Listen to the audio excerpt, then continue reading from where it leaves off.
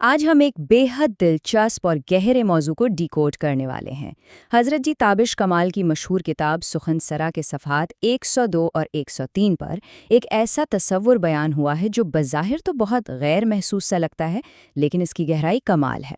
تو چلیے بغیر کسی تاخیر کے روحانیت کو سمجھنے کے اس دلچسپ سفر کا آغاز کرتے ہیں۔ کتاب کا 16واں سوال، جو در حقیقت انسانی دل کا سب سے بڑا اور بنیادی فلسفیانہ سوال ہے، وہ یہ ہے کہ اللہ کی محبت کا اندازہ آخر کیسے لگایا جائے۔ ذرا سوچیں، ہم سب کے ذہنوں میں کبھی نہ کبھی یہ خیال ضرور آتا ہے کہ کیا واقعی اس لامحدود اندیکھی محبت کو ماپنے کا کوئی طریقہ موجود ہے؟ کیا ہمارے پاس کوئی ایسا آلہ ہے جو اس تعلق کی گہرائی کو جانچ سکے؟ تو اس کا سیدھا سا جواب یہ ہے کہ اس کو ماپنے کا کوئی ظاہری پیمانہ نہیں ہے۔ مطلب دنیاوی چیزوں کو تو ہم بڑی آسانی سے ماپ لیتے ہیں نا، دودھ کو لیٹر میں اور فاصلے کو میٹر میں، لیکن جب بات خالق اور مخلوق کے اس خالص روحانی جذبے کی ہو تو ہمارے یہ تمام مادی پیمانے بالکل بے معنی ہو جاتے ہیں۔ یہ ایک غیر محسوس جذبہ ہے، اور اس کو سمجھنے کے لیے ہمیں بالکل ایک الگ زاویہ، ایک الگ نظر چاہیے۔ اس بات کو سمجھانے کے لیے مصنف نے ایک کمال کی اور روزمرہ زندگی سے جڑی ہوئی مثال دی ہے۔ فرض کریں ہم کسی سڑک کے کنارے کھڑے ہیں، وہاں سے سینکڑوں اجنبی لوگ گزر رہے ہیں۔ ہمارے اندر کوئی خاص ری ایکشن پیدا نہیں ہوتا ہے نا، لیکن جیسے ہی ان اجنبیوں کی بھیڑ میں کوئی اپنا قریبی دوست یا بھائی نظر آتا ہے تو کیا ہوتا ہے؟ دل کی دھڑکن فوراً تیز ہو جاتی ہے اور انسان بے ساختہ اس کی طرف لپکتا ہے۔ بس یہی عام سی انسانی نفسیات اس گہرے روحانی تصور کی اصل بنیاد ہے۔ تو یہاں سب سے اہم نکتہ یہ ہے کہ جس طرح کسی دوست کو دیکھ کر دل کی دھڑکن کا تیز ہونا ایک بالکل بے ساختہ نیچرل عمل ہے، بالکل اسی طرح خالق سے ہماری محبت کا اندازہ بھی ہمارے بے ساختہ اعمال، ہمارے الفاظ اور جدائی کے خوف سے لگایا جاتا ہے۔ کیا ہم اس کی رضا کے لیے فوراً بغیر سوچے سمجھے کچھ کرنے کو تیار ہو جاتے ہیں؟ کیا ہمیں اس کی ذات سے دور ہونے کا ڈر محسوس ہوتا ہے؟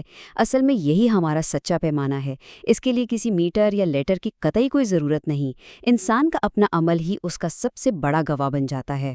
چلیں اس کو ایک اور زبردست مثال سے سمجھتے ہیں۔ ایک بھری ہوئی محفل کا تصور کریں، وہاں مختلف لوگوں کے نام پکارے جا رہے ہوں تو ہم کوئی خاص توجہ نہیں دیتے، لیکن جیسے ہی کسی اپنے پیارے کا نام لیا جائے، انسان فوراً ایک دم الرٹ ہو جاتا ہے۔ کتاب کا یہ خوبصورت اقتباس اسی بات کی عکاسی کرتا ہے کہ اگر اللہ کا نام سن کر دل کی کلی کھل اٹھے تو پھر محبت ہے، ورنہ یہ محض ایک بے حسی سی کیفیت ہے۔ یہ محفل والی مثال بڑی خوبصورتی سے ثابت کرتی ہے کہ ہماری روحانی توجہ کا اصل مرکز آخر ہے کہاں۔ اب جو بات مجھے واقعی سب سے زیادہ فیسنیٹ کرتی ہے وہ یہ ہے کہ یہ تعلق ہرگز کوئی ون وے ٹریفک نہیں ہے۔ متن کے مطابق یہ خالصتاً ایک دو طرفہ معاملہ ہے۔ روحانی محبت دراصل ایک باہمی تعلق کا نام ہے۔ یہ صرف اس بارے میں نہیں ہے کہ انسان کتنی محبت کر رہا ہے، بلکہ اصل کمال تو یہ محسوس کرنے میں ہے کہ خالق کی طرف سے ہمیں کیا رسپانس مل رہا ہے۔ یہ ایک انتہائی متوازن اور زندہ تعلق ہے جو دونوں طرف سے جڑا ہوا ہے۔ اور اسی خدائی توجہ کو کتاب کے اندر مختلف درجات میں بڑی غیر جانبدارانہ اور کمال تفصیل کے ساتھ بیان کیا گیا ہے۔ دیکھیں، دنیاوی رزق اور کامیابیاں تو تمام مخلوقات کے لیے ہیں، چاہے کوئی ماننے والا ہو یا نہ ماننے والا۔ یہ عطا کا پہلا درجہ ہے، لیکن دوسرا درجہ ان لوگوں سے محبت کا ہے جو ایمان لاتے ہیں، اور پھر آتا ہے سب سے اعلیٰ درجہ، یعنی حتمی حفاظت اور خاص قرب۔ یہ ان کے لیے مخصوص ہے جو خود کو مکمل طور پر اس کے سپرد کر دیتے ہیں۔ یہ درجات ہمیں بتاتے ہیں کہ جوں انسان قریب ہوتا ہے، تعلق کی نوعیت اور گہرائی کیسے بدل جاتی ہے۔ اب اس سب کو محض ایک تھیوری یا فلسفہ سمجھ کر چھوڑ نہیں دیتے، اسے حقیقت کے قریب لانے کے لیے کتاب میں جناب تابش کمال کی اپنی زندگی کا ایک انتہائی ذاتی اور پاورفل واقعہ موجود ہے۔ 22 سال کی عمر میں ایک شدید ذہنی الجھن کے دوران جب انہیں حالات بالکل سمجھ نہیں آ رہے تھے تو انہوں نے اپنے تمام معاملات مکمل طور پر اللہ کے سپرد کر دیے، اور اس فیصلے کے فوراً بعد 1 گھنٹے تک ان کا اپنے خالق کے ساتھ ایک گہرا روحانی مکالمہ جاری رہا۔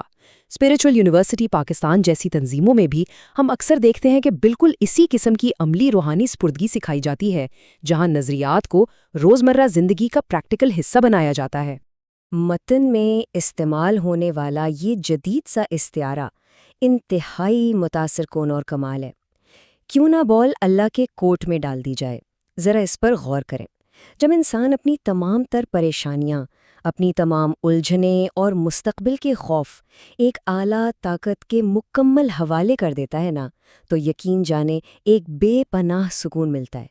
یہ مکمل حوالگی، جسے ہم سرنڈر کرنا کہتے ہیں، انسان کو فکر و ٹینشن سے نکال کر اطمینان کی ایک بالکل نئی اور پرسکون منزل پر لا کھڑا کرتی ہے۔ اور پھر اس مکمل حوالگی کا نتیجہ کیا نکلا؟ 1 گھنٹے کے اس طویل روحانی مکالمے کے اختتام پر انہیں یہ شاندار اور تسلی بخش الہامی جواب ملا، دیکھ میں تیری پد جھڑ کو کیسے باہر آشنا کرتا ہوں۔ مطلب یہ ایک اتنی زبردست مثال ہے جو واضح کرتی ہے کہ جب انسان خود کو مکمل طور پر خالق کے سپرد کر دے تو وہ ذات کس طرح اس کے تمام معاملات کا حامی و ناصر بن جاتی ہے۔ یہ اس 2 طرفہ محبت اور مکمل سپردگی کی سب سے خوبصورت اور روشن دلیل ہے۔ تو اس ساری گفتگو کے بعد آخر میں یہ سادہ سا مگر بے حد گہرا سوال ہم سب کے لیے ایک لمحہ فکریہ چھوڑ جاتا ہے۔ ہماری روحانی دھڑکن کیا ہے؟ کیا اس تیز رفتار زندگی کے ہجوم اور شور غل میں اس خاص نام کو سن کر ہماری توجہ مبذول ہوتی ہے؟ کیا ہمارے بے ساختہ اعمال واقعی اس محبت کی گواہی دیتے ہیں؟ اس ماخذ کی روشنی میں اب یہ ہم سب کو خود سوچنا ہے کہ ہم اس 2 طرفہ تعلق کی مسافت میں آخر کس مقام پر کھڑے ہیں۔